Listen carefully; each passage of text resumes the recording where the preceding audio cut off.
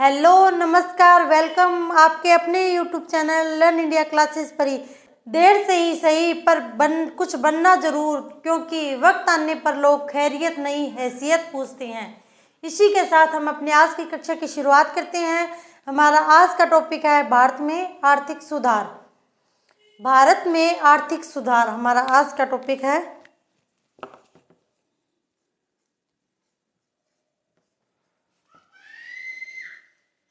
भारत में आर्थिक सुधार।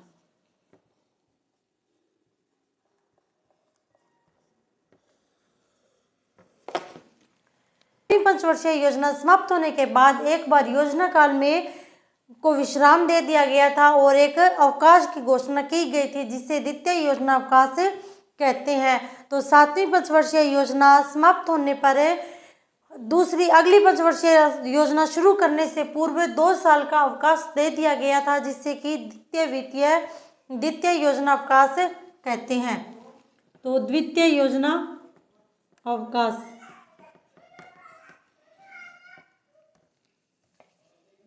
द्वितीय योजना अवकाश, द्वितीय योजना अवकाश जो है वह 1990 से लेकर 1992 तक था। इसे द्वितीय योजना अवकाश इसलिए कहते हैं क्योंकि प्रथम योजना अवकाश जो है वह 1966 से लेकर 1969 के मध्य प्रथम योजना अवकाश किया गया था और द्वितीय योजना अवकाश 1990 से 1992 तक किया गया था। अब है कि द्वितीय योजना अवकाश की आवश्यकता क्यों पड़ी।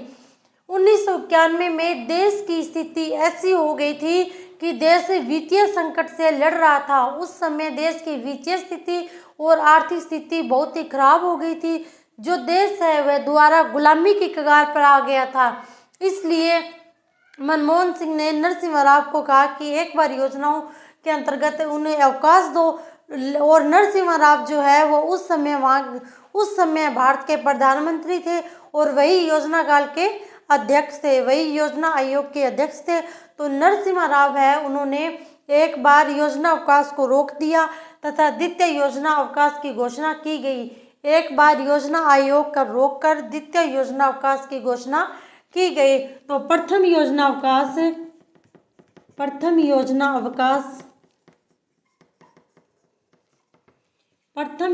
अवकाश जो है वह 1966 से लेकर 1969 तक था। द्वितीय योजना अवकाश इसलिए बनाया गया था, उस समय देश एक विकट स्थिति से गुजर रहा था। देश के विकट स्थिति में आने के तीन कारण थे। पहला था राजनीतिक अस्थिरता। उस समय हर साल देश का प्रधानमंत्री चेंज हो रहा था और दल बदल की स्थिति पार्टियों के अंदर दल बदल की स्थिति पैदा हो गई थी। उस समय मतलब 1988 से लेकर 1991 तक उस समय 3-4 प्रधानमंत्री बन गए थे। तो देश की जो राजनीतिक अस्थिरता है वह व्यापक रूप से बढ़ रही थी। इसका दूसरा कारण है खाड़ी देशों के मध्य युद्ध। जब उस समय 1991 में खाड़ी देशों के मध्य युद्ध हो रहे थे, जिससे कि देश के अंदर निर्यात नहीं आ रहे थे, किसी भी प्रकार की वस्तुएं नहीं आ रही थी और जो वस्तुएं आ रही थी उनकी जो कीमतें हैं वह आसमान छू रही थी। जैसे उस समय तेल की कीमत आसमान छू रही थी, जिससे कि देश के अंतर्गत विकट वित्तीय स्थिति उत्पन्न हो गई थी। और इसका तीसरा कारण है भुगतान संतुलन का संकट।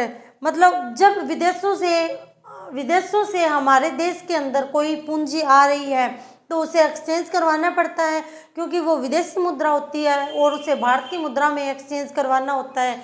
लेकिन जब भारत में उस मुद्रा को सरकार के द्वारा उस मुद्रा को जब एक्सचेंज करवाया जाता था तो टैक्स बहुत अधिक लेती थी सरकार, मतलब डिस्काउंट के रूप में बहुत सारे पैसे काटती थी। तो व्यक्ति जो है वह सरकार से उस मुद्रा को एक्सचेंज नहीं करवाता था, बल्कि अन्य व्यक्तियों से उस मुद्रा को एक्सचेंज करवा लेता था, जिससे कि देश में काला बाजारी बढ़ रही थी। तो इसके 3 कारण थे। योजना अवकाश के तीन कारण थे।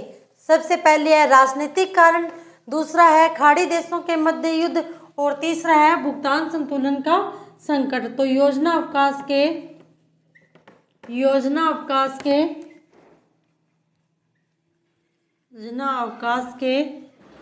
तीन कारण थे। पहला था राजनीतिक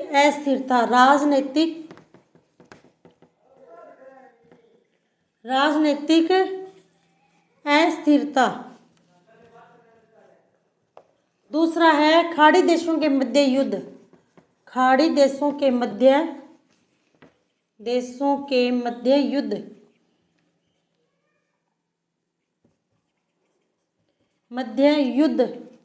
और थर्ड जो है वह था भुगतान संतुलन का स्तर।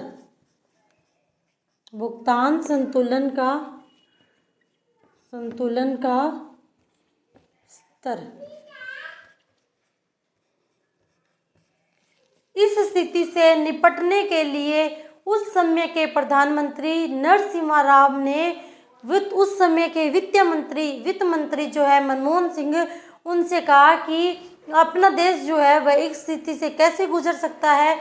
तो मनमोहन सिंह ने इसके लिए एक मॉडल तैयार किया जिसे कि राव मनमोहन मॉडल के नाम से जाना जाता है। तो इस संकट से उभरने के लिए मनमोहन सिंह ने एक मॉडल तैयार किया जिसे राव मनमोहन मॉडल कहा जाता है।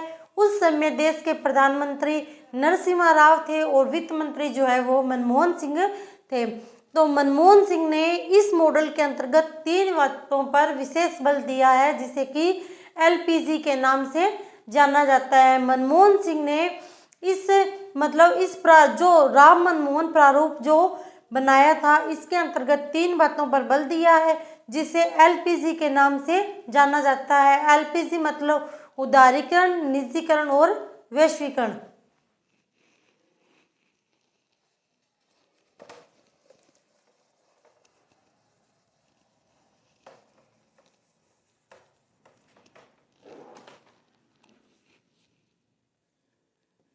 राव मनमोहन मॉडल, राव मनमोहन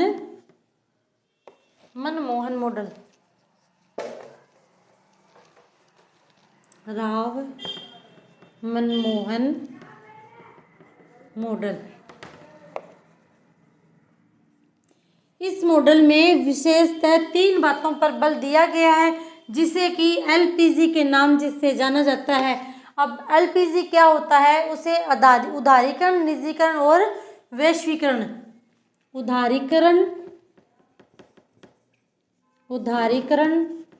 निजीकरण और वैश्वीकरण।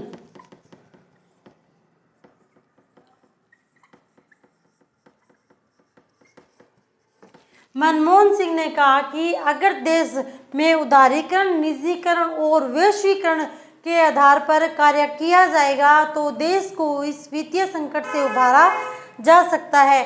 तो उदारीकरण होता क्या है? तो उदारीकरण जो है उसमें मनमोहन सिंह ने कहा कि सरकार ने जो नियम और कानून बना रखे हैं उन्हें कुछ आसान बना दिया जाए। सरकार के द्वारा बनाए गए नियमों और कानूनों को आसान बना दिया जाए। सरकार अपना जो नियंत्रण है उसे कम कर ले, लाल फीताशाही व्यवस्था को समाप्त कर ले। लाल फीताशाही मतलब जो ऑफिसों के अंदर जो फाइलें पड़ी रहती है लेकिन जो भ्रष्टाचार की वजह से लोग रिश्वत नहीं देते हैं, इस वजह से वह फाइलें वहीं पे पड़ी रहती है। उस लाल फीताशाही व्यवस्था को समाप्त कर ले। अगर देश के अंदर लाल फीताशाही व्यवस्था समाप्त होगी तो देश के अंदर भ्रष्टाचार की भी समाप्ति हो जाएगी। तो उदारीकरण के अंतर्गत सबसे पहले है उदारीकरण।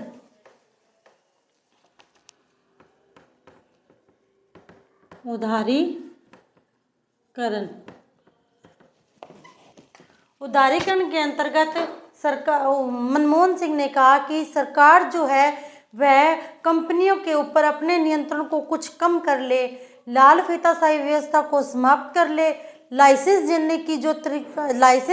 देने का जो तरीका है उसे थोड़ा आसान बना दे और जो उद्योग जरूरी है, सिर्फ उन्हीं पर लाइसेंस लागू की जाए, अन्य उद्योगों को लाइसेंस मुक्त कर दे तथा देश में आर्थिक नियोजन पर अंकुश लगाया जाना चाहिए। तो यह उदारीकरण नीति के अंतर्गत मनमोहन सिंह ने कहा था। मनमोहन सिंह ने कहा था कि सरकार को अपने द्वारा जो नियम और जो कानून बनाए गए हैं उनमें उधार कर दे। सरकार का काम है देश को चलाना, तो सरकार देश चलाए, और जो लोग बिजनेस करते हैं वह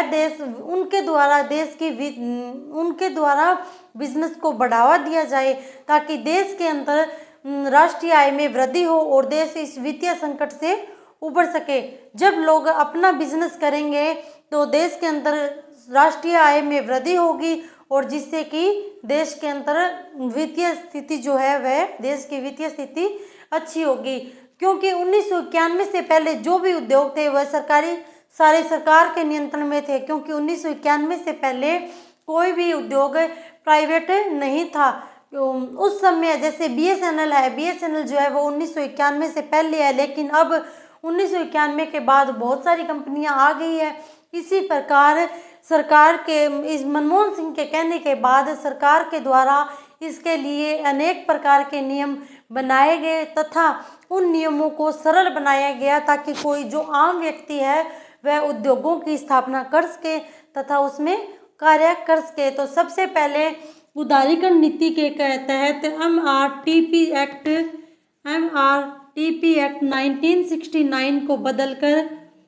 1969 को बदलकर उसके स्थान पर प्रतिस्पर्धा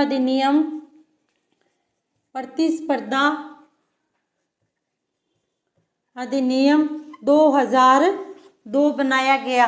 एमआरटीपी एक्ट एकाधिकारात्मक प्रतिस्पर्धा एक्ट को समाप्त करके प्रतिस्पर्धा अधिनियम 2002 लागू किया गया।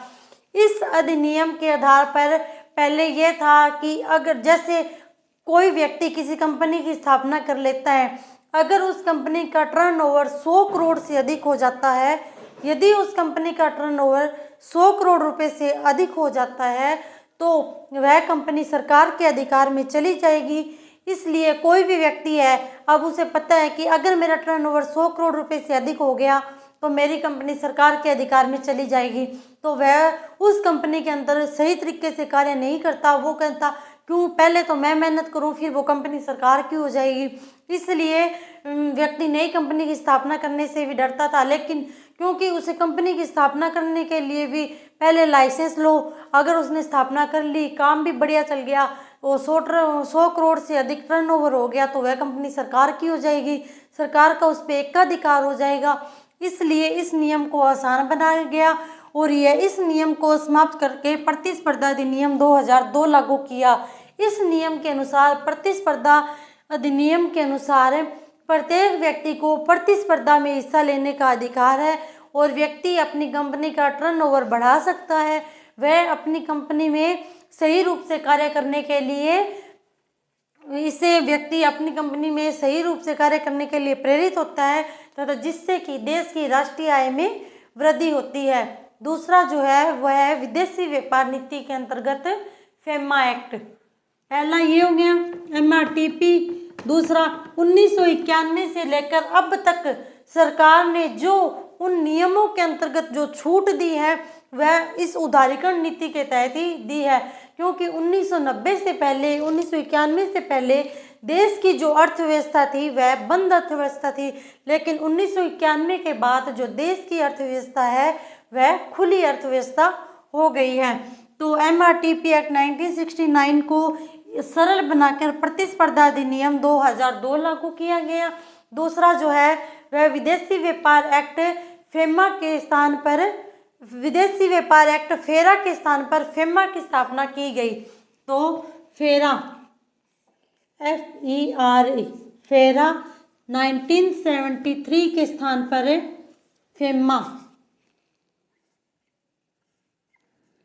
फेमा 2000 सन है ये। तो फेमा 1973 के आधार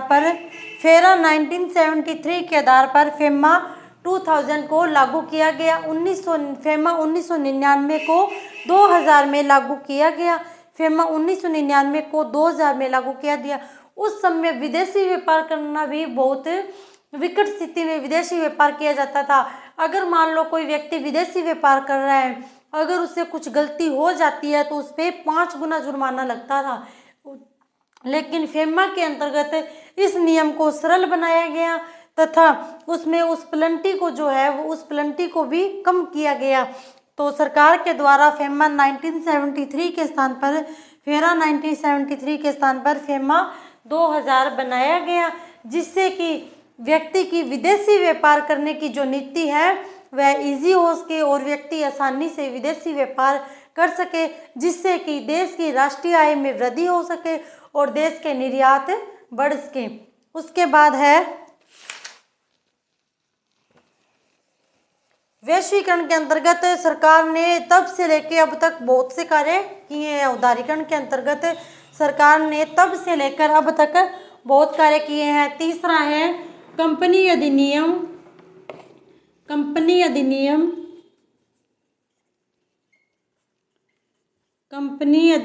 1956 के स्थान पर कंपनी अधिनियम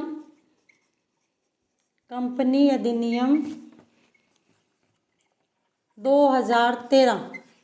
कंपनी अधिनियम 1956 के स्थान पर कंपनी अधिनियम 2013 की स्थापना की गई है।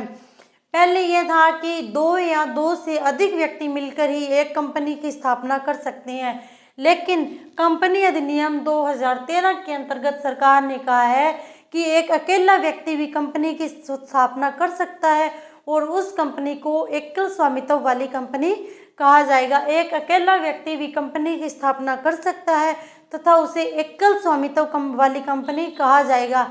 पहले किसी कंपनी की स्थापना करने के लिए दो प्रकार के लाइसेंस की आवश्यकता पड़ती थी। पहला तो ये था कि समामेलन के लिए लाइसेंस लो, उसके बाद था कि पहले समामेलन के लिए लाइसेंस लो, फिर उस कंपनी को शुरू करने के लिए लाइसेंस और लो। पर जो कंपनी अधिनियम 2013 के अंतर्गत इस प्रकार के कानून को हटा दिया गया है। अब कोई भी व्यक्ति कंपनी की स्थापना कर सकता है और वह कंपनी एकल स्वामित्व वाली कंपनी कहलाती है। इसके बाद कंपनी अधिनियम 1956 के स्थान पर कंपनी अधिनियम 2013 की स्थापना की गई।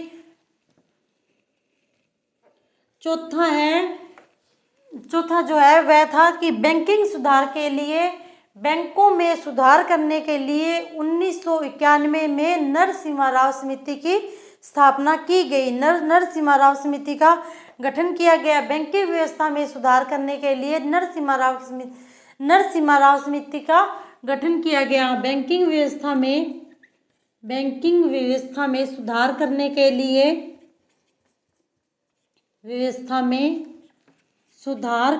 लिए नरसिम्हा राव समिति का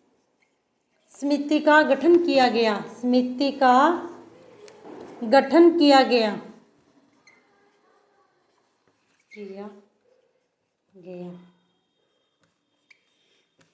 बैंकिंग व्यवस्था में सुधार करने के लिए नरसिम्हा राव समिति का गठन किया गया, जिससे कि बैंकों के अंतर्गत उस समिति के द्वारा बैंकों में जो कार्य करने का जो तरीका है उसे सही रूप से लागू किया जाए तथा बैंक में सस्ती दरों पर बैंकों द्वारा सस्ती दरों पर ब्याज दिया जाए, ताकि लोग लोन लेकर किसी भी प्रकार से अपना व्यवसाय शुरू कर सकें। तो बैंकिंग व्यवस्था में सुधार करने के लिए नरसिम्हा राव समिति का गठन किया गया।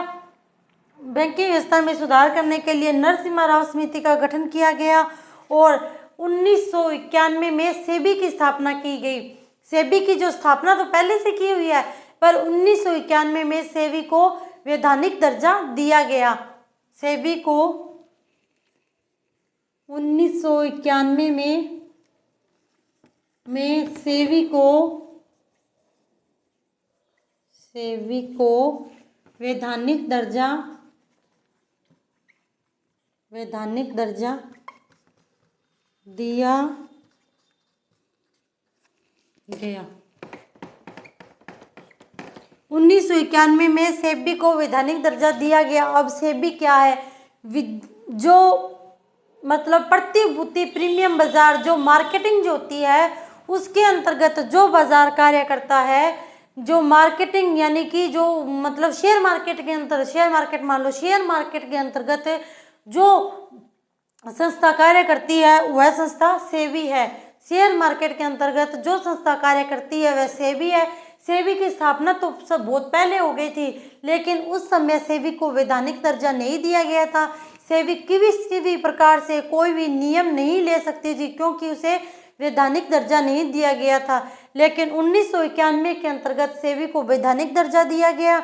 सेबी को वैधानिक दर्जा देने के बाद काले बाजार के अंतर्गत मतलब शेयर मार्केट में काले बाजार की रोकथाम पर, काले धन की रोकथाम पर बहुत अधिक मात्रा में रोक लगाई गई, जिससे कि देश की वित्तीय स्थिति के अंतर्गत सुधार हुआ। इससे देश की राष्ट्रीय आय में वृद्धि हुई और देश जो है वह वित्तीय संकट से उबरने के लिए शुरू हुआ।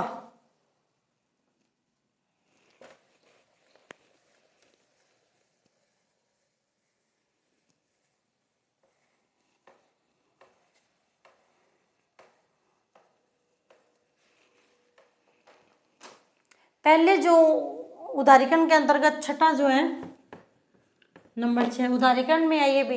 पहले जो था लाइसेंस की व्यवस्था जो थी, पहले मतलब कोई भी प्रकार का बिजनेस स्टार्ट करो उसके लिए लाइसेंस जरूरी था। लेकिन इसके बाद में 1991 में वो जो पुरानी उद्योग नीति है उसे समाप्त किया गया और नवीन उद्योग नीति 1991 की स्थापना की गई। नवीन उद्योग नीति 1991 की स्थापना की गई। नवीन औद्योगिक नीति, नवीन औद्योगिक नीति 1990।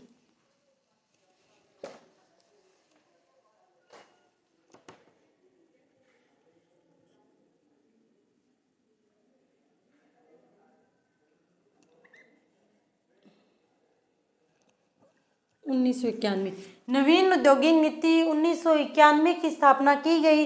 पहले जो था वह 18 प्रकार के लाइसेंस, सरकार के द्वारा 18 प्रकार के उद्योग शुरू करने के लिए लाइसेंस लेने पड़ते थे। आप चाहे कोई भी उद्योग शुरू करो पहले उसके लिए लाइसेंस की आवश्यकता पड़ती थी। तो अगर व्यक्ति लाइसेंस लेगा तो उसे रिश्वत देनी पड़ेगी, क्योंकि रिश्वत के बिना किसी भी प्रकार का कोई लाइसेंस नहीं दिया जाता था, जिससे कि लाल फीताशाही जो व्यवस्था है वह बढ़ती थी। अब लाइसेंस जो है उसके लिए भी धीरे धीरे प्रोसेस की जाती थी, जिससे कि देश की जो राष्ट्रीय आय है वह भी धीरे धीरे बढ़ती थी और एक आम व्यक्ति के लिए लाइसेंस लेना बहुत ही दुविधापूर्ण हो जाता था, क्योंकि उसके पास रिश्वत के लिए इतने पैसे नहीं होते थे, जिससे कि लाल फीताशाही व्यवस्था जो है वह बढ़ रही थी। लेकिन नवीन औद्योगिक नीति 1991 के अंतर्गत सभी प्रकार सिर्फ 5 उद्योगों को छोड़कर बाकी सभी उद्योगों को लाइसेंस मुक्त कर दिया गया। 5 उद्योगों को छोड़कर सभी उद्योगों को लाइसेंस मुक्त कर दिया गया। इन 5 उद्योगों के अलावा कोई भी उद्योग खोलो उसके लिए लाइसेंस की आवश्यकता नहीं पड़ेगी। तो पहला है तंबाकू उत्पाद उद्योग। तंबाकू उत्पाद उद्योग, इसके लिए लाइसेंस की आवश्यकता पड़ेगी। दूसरा जो है वह है एल्कोहल उद्योग।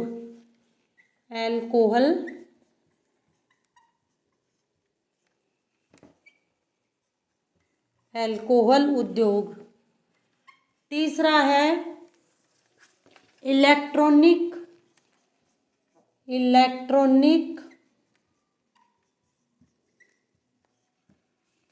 एरोस्पेस उद्योग। इलेक्ट्रॉनिक एरोस्पेस उद्योग। चौथा है रसायन उद्योग।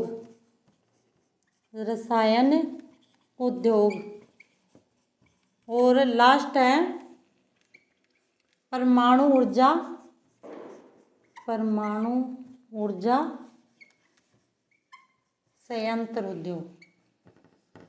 संयंत्र उद्योग। नवीन औद्योगिक नीति 1991 के तहत सिर्फ 5 उद्योगों को छोड़कर बाकी सभी उद्योगों को लाइसेंस मुक्त कर दिया गया है। इनके अलावा किसी भी उद्योग की स्थापना करने के लिए लाइसेंस की आवश्यकता नहीं पड़ती है। तो तंबाकू उत्पाद उद्योग, अल्कोहल उद्योग, इलेक्ट्रॉनिक एयरस्पेस उद्योग, रसायन उद्योग और परमाणु ऊर्जा संयंत्र उद्योग, इन सभी उद्योगों के लिए लाइसेंस की आवश्यकता पड़ेगी तथा इन उद्योगों को छोड़कर और किसी भी उद्योग के लिए लाइसेंस की आवश्यकता नहीं पड़ेगी। ये हो गया छठा। और सातवां जो है वह है कि पहले सरकार के द्वारा सेवा के ऊपर कर नहीं लगाया जाता था, लेकिन सातवां है सेवा कर। सेवा कर 1993। पहले मतलब किसी भी सेवा के ऊपर कोई भी कर नहीं लगाया जाता था, सरकार के द्वारा सेवा कर नहीं लिया जाता था, जिससे कि राष्ट्रीय आय की प्राप्ति नहीं हो रही थी, क्योंकि जो सेवा कर है इसका राष्ट्रीय आय में सबसे बड़ा योगदान था, लेकिन सरकार इसके ऊपर ही टैक्स नहीं लगा रही थी। जब सरकार इसके ऊपर टैक्स नहीं लगा रही थी तो सरकार के पास इनकम का कोई सोर्स ही नहीं था, क्योंकि बाकी उद्योग तो सरकार ने अपने नियंत्रण में कर रखे थे, सिर्फ एक सेवा उद्योग ही था जो सरकार के नियंत्रण में नहीं था और इसके ऊपर ही सरकार टैक्स नहीं लगाती थी, जिससे कि सरकार के पास टैक्स की प्राप्ति नहीं होती थी। तो 1993 में राजा चलैया समिति की सिफारिश पर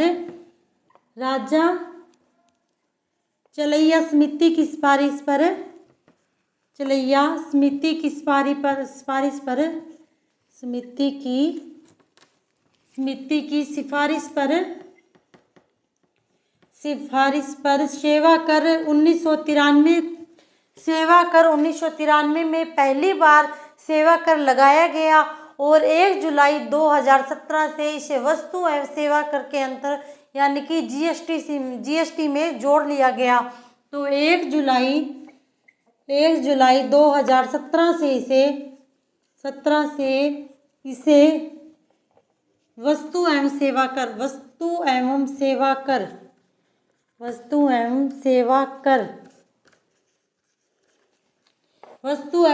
कर यानी कि जीएसटी में मिलाया गया।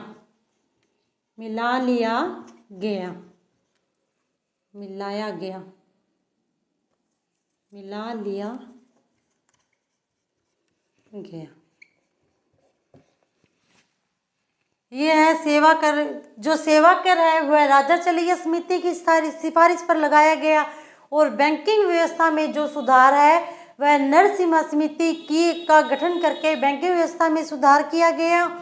MRTP एक्ट 1969 के स्थान पर प्रतिस्पर्धा एक्ट 2002 लाया गया। फेरा 1973 के स्थान पर फेमा 1999 को सन 2000 में लागू किया गया। कंपनी अधिनियम 1956 के स्थान पर कंपनी अधिनियम 2013 को लागू किया गया और नवीन औद्योगिक नीति 1991 की स्थापना की गई, जिसमें सिर्फ 5 उद्योगों को छोड़कर बाकी सभी उद्योगों को लाइसेंस मुक्त कर दिया गया। तो 1991 से लेकर सरकार ने अब तक जितने प्रकार की अपने कानूनों को जितने तरीके से सरल बनाया है वह सभी उदारीकरण नीति के तहत ही बनाया गया है, जिससे कि देश के अंदर दिन प्रतिदिन सुधार हो रहा है और देश के अंतर्गत राष्ट्रीय आय में वृद्धि हो रही है, जिससे कि देश विकासशील स्थिति में जा रहा है।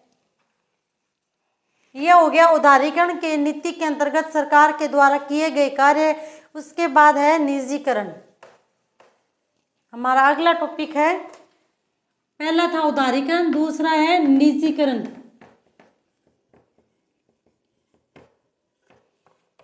अब निजीकरण होता क्या है? जब किसी कंपनी के ऊपर स्वामित्व तो सरकार का होता है, लेकिन उस कंपनी को चलाता मतलब प्राइवेट व्यक्तियों के द्वारा उस कंपनी को चलाया जाता है। स्वामित्व सरकार का रहता है, लेकिन सरकार उस कंपनी को प्राइवेट हाथों में सौंप देती है, उसे निजीकरण कहा जाता है। निजीकरण के अंतर्गत सरकार पर कंपनी पर स्वामित्व सरकार का रहता है, लेकिन उस कंपनी को मतलब प्राइवेट तरीके से चलाया जाता है, उस कंपनी को सरकार के द्वारा नहीं चलाया जाता है, जिससे कि निजीकरण कहा जाता है। तो सरकार जब उसकी उस ओर ध्यान नहीं देती है तो सरकार अपना देश चलाने में ध्यान देती है, जिससे कि देश की आर्थिक व्यवस्था में सुधार होता है। वर्तमान में सिर्फ 2 उद्योगों को छोड़कर बाकी सभी उद्योगों का निजीकरण कर दिया गया है। तो वर्तमान में 2 उद्योगों को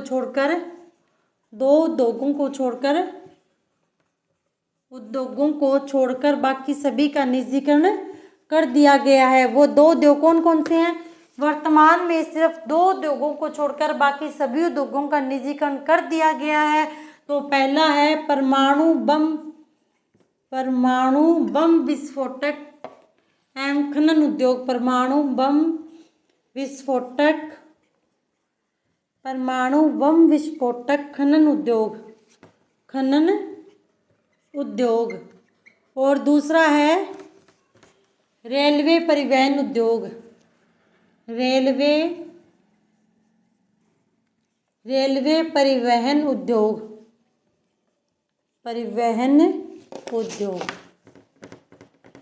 पहला है परमाणु बम विस्फोटक खनन उद्योग और दूसरा है रेलवे परिवहन उद्योग। इन दोनों उद्योगों को छोड़कर सरकार ने बाकी सभी उद्योगों का निजीकरण कर दिया गया है। निजीकरण के तहत उनके ऊपर स्वामित्व सरकार का होता है, लेकिन उसके अंतर्गत कार्य प्राइवेट व्यक्तियों के द्वारा किया जाता है तथा उसे प्राइवेट हाथों में सौंप दिया जाता है, तो वह निजीकरण कहलाता है।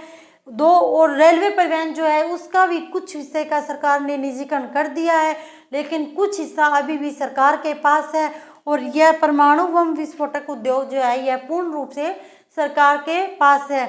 अब एक शब्द होता है विनिवेश। हम कई बार सुनते हैं विनिवेश। विनिवेश क्या होता है?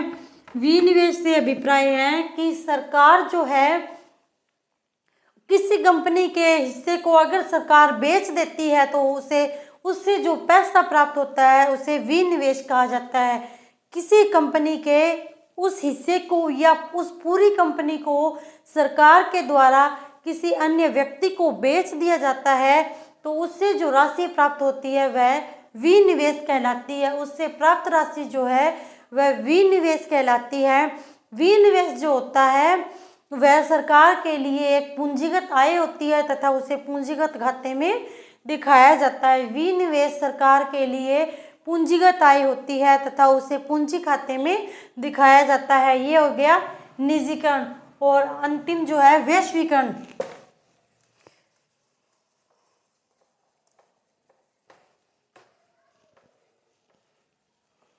उदारीकरण, निजीकरण एंड वैश्वीकरण। तो तीसरा जो है वह है वैश्वीकरण।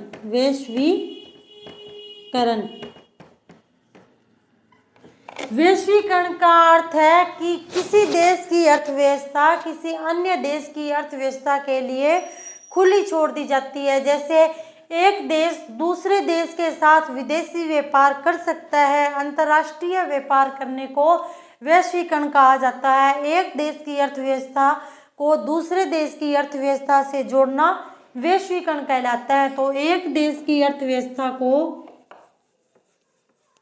अन्य देश